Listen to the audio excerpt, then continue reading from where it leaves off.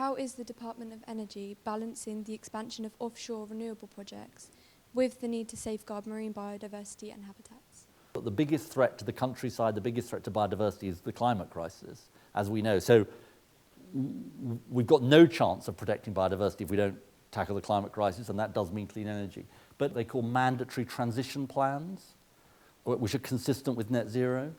So in other words, companies are going to have to show, when they look at all of their investments and what they're doing, that they do have a bit like the government's got a plan, you know, for net zero, that they've got a plan too. How are you doing? Great to see you. Oh, very good. Well, look, it's really fantastic to see you all here in Downing Street, right in the heart of government, to say we'd like to have a discussion with you to get a sense from you as to what the most important issues are for us to carry into COP and more broadly.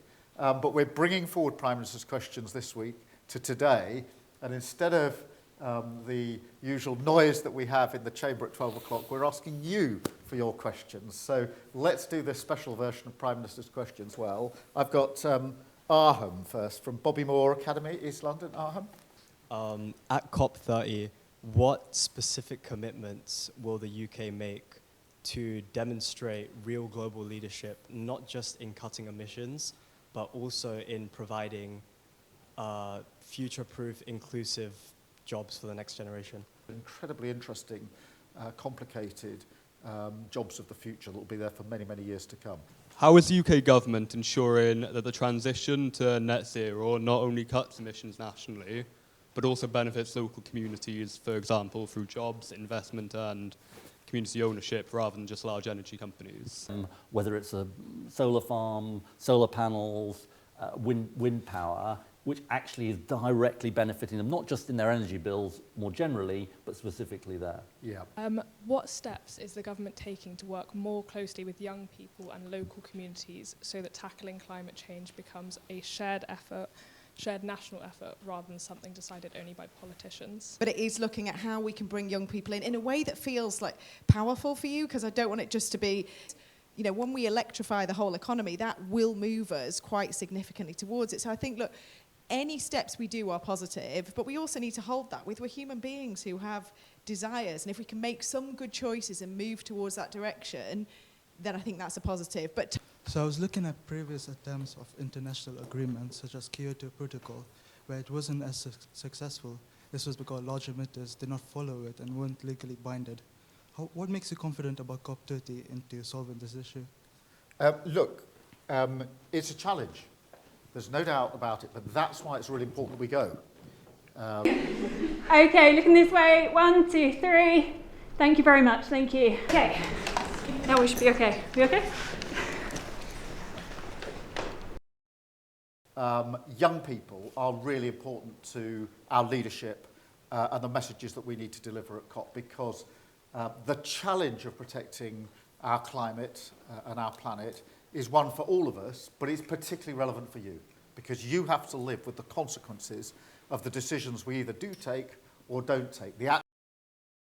I also do think that it's more than just an obligation. I think it's a huge opportunity, because as we move to, for example, renewable energy, that is a good thing for our planet, but it's also a really good thing for the jobs of the future and the sustainable way in which we want to grow our economy. So there's massive opportunities for us. We've been seen as a leader for many years.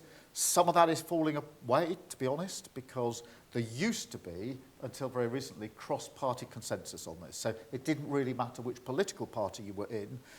You really knew that climate challenge was a challenge that you had to show leadership on. Some of that is falling away. I think that's very bad.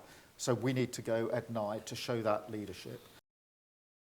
I do think that in addition to cutting emissions, which is absolutely vital, we do need to make this positive case that actually as we do that and as we transition to other forms of energy, that is the opportunity for very many thousands of well-paid, secure jobs with skills that all of you will be able to have in your future. So there is also a very positive case to be made here, and it combines on the I can pretty well guarantee that the hurricane that wreaked such devastation on Jamaica will be amongst the first things that leaders discuss, because we are seeing it all the time, the impact of global change, climate change, and you saw what was happening with that hurricane last week, unprecedented in terms of its strength, and of course